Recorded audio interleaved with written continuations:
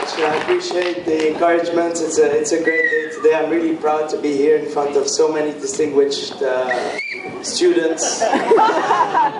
So basically, my objective here is to walk you through my P4 experience. Everything I'm going to say is true, so it's not supposed to be funny, but if you would like to laugh, I won't judge you on that. So basically, I come into P4 coming out of, it's very difficult with the light on me, but I'm going to try anyway. So basically, I come from my summer internship with a very clear objective of applying into industry.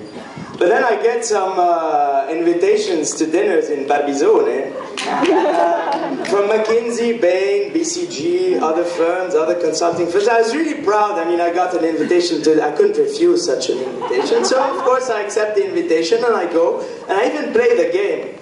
Like, Bain is a cool company, so I opened up a button. McKinsey, BCG a bit more uptight, so I closed the button. And I really adapted to the situation.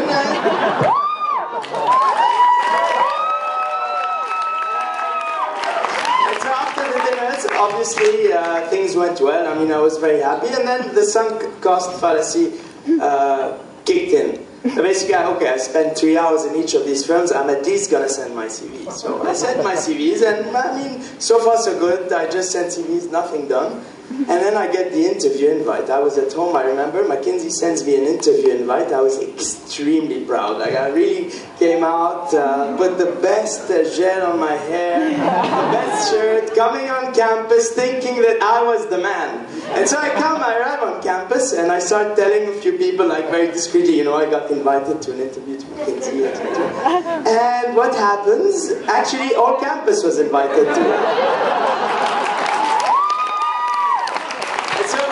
I mean, I had a mood swing here. I was very happy, and then I switched down, like I was a bit less happy, but still I said, okay, they still invited me, and I got 8 interview invites to consulting firms, so still I was very satisfied, and there I started ditching all the industry companies. Yeah. Anyway, I have 8 interviews with consulting firms. For sure I'm going to get one of them, so just go and have fun without me.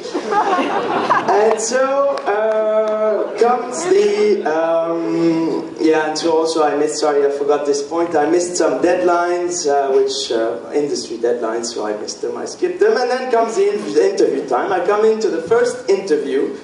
Listen, this is very interesting. And so they asked me, the first question I got, first consulting interview in my life, they asked me, what brings you here? I said, I don't know, maybe I sent you a cover letter, a CV, maybe I'm an MBA student, I don't know, maybe I'm supposed to be here.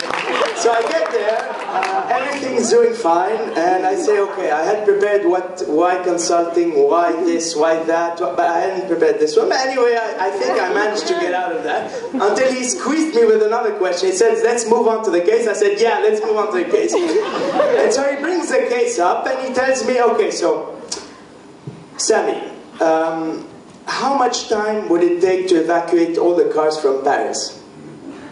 I said, okay, let's look into this question. Give me 30 seconds. I'm gonna structure my thoughts. And actually, it would have taken me maybe half an hour to really structure my thoughts, and maybe I wouldn't have even structured them after 30 minutes. But anyway, and he told me when I said 30 seconds, he said, okay, think out loud. I said, okay, maybe it's a good idea. Maybe we can share.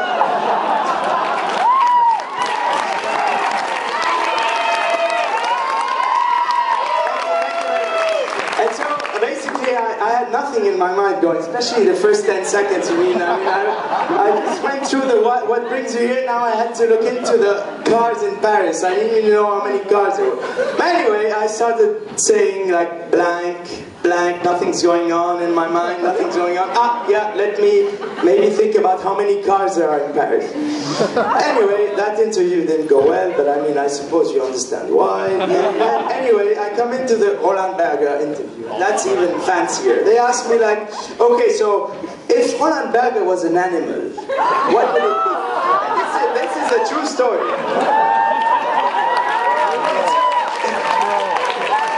It's okay, I had prepared the case, I had prepared why consulting, why now, but I hadn't prepared the animal table. I didn't prepare an animal table.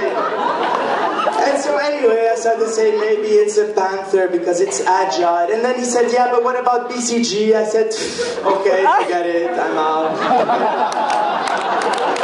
And then comes the paid first round interview where they come and tell you, okay, dress code business casual. True story again. I said, okay, business casual, what should I do? Like, I can't wear a tie, you think I'm ludicrous. If I don't wear a tie, you think I'm too casual. So what, should I wear half a tie, maybe?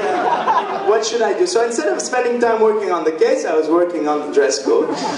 Anyway, I decided to wear a tie.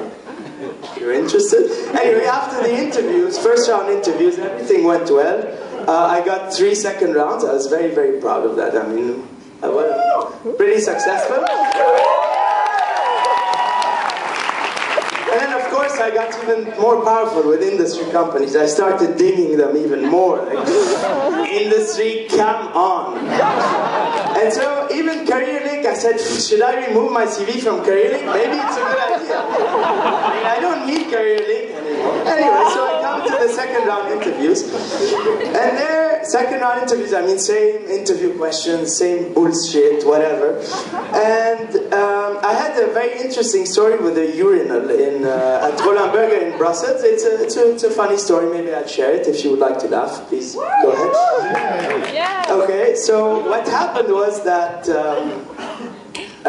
before the interview, I like to spend a minute or two in the toilets before the interview. I mean, why not? And so I stand in front of the urinal and I start doing what I have to do. And I finish, and then there's a flush button for the women who have never seen a urinal. So I press the button, and instead of flushing the stuff in, it flushes it out. And so I was left with some water on my suit, but that was not the biggest issue. The issue was, should I tell them what happened or should I not tell them? Because maybe they think I don't know how to flush a button and then they ding me. So what I did was I just left without letting anyone know. And then anyway, I finished the second round interviews, and then comes the I don't know what you call it, like time where the dudes need to call you. So I get the first call. It was BCG. So Samy, hi. I said hello. They say, is it the right time for you to speak? I said, yes, of course. I've been waiting for 1 week for your call. So it's perfect timing. I mean, you couldn't have found a better time. I said, okay. So Samy, first of all, thank you very much for coming. We really appreciated your presence. I said, thank you very much. I really appreciated being there with you. It was really a great experience. Okay, so Samy, unfortunately, we're not going to proceed further with your application. I said, oh no, why? I said, okay, Samy, unfortunately, we're not structured, but you had a very strong business sense. And we really emphasize on the strong business sense you had, and we're sure you'll have a great career. I said, okay, thank you very much for the feedback. I have 2 more, no worries. I come to the second one, phone call as well, same scenario. Hi, how are you, Samy? This is whatever, I think it was Roland Berger. Yeah, hi, so Roland Berger speaking on the phone. Is this the right time for you to speak? I said, fucking hell, yes, of course it's the right time. Bring on the sauce. And so they bring the sauce on. First of all, thank you very much for traveling to meet us. We really enjoyed your company. It was great. I said, yeah, thank you very much. I also enjoyed it. And so here they tell me, unfortunately, you were very, very, very structured, but there was something about your business sense we didn't really catch it. I said, oh shit, this time I missed that part. Damn. I said, okay, anyway, the third one, I'll ace it. I mean, I aced it, and I'm sure they're going to call me and invite me to sign a contract. Comes the third call. Hello, Samy, this is blah, blah, blah from blah, blah, blah firm. I said, hello, this is Samy, thank you very much for calling. Is this the right time for you to speak? I said, yes, it's the right time. Believe me, it's a very, very right time. I said, okay. So, Samy, first of all, thank you very much for traveling to London. We know it's far from Fontainebleau, and you spent time. You also had lunch with our consultants. We really, really enjoyed meeting you. And I said, I really, really, really enjoyed meeting you. He said, unfortunately, Samy, we're not going to move forward with your application. I said, oh no, what was it? The business sense or the structure? And they said, no, your case was really, really good. Really, really good case. I said, okay, so what's the issue? unfortunately, you don't have enough experience working in teams. And I said, if you had read my CV when I sent it, I have never worked in any other setting than in a team setting. And so anyway, so she told me, unfortunately, we're not going to move forward with the process. I said, well, unfortunately, that's unfortunate for me and for you, I think, anyway.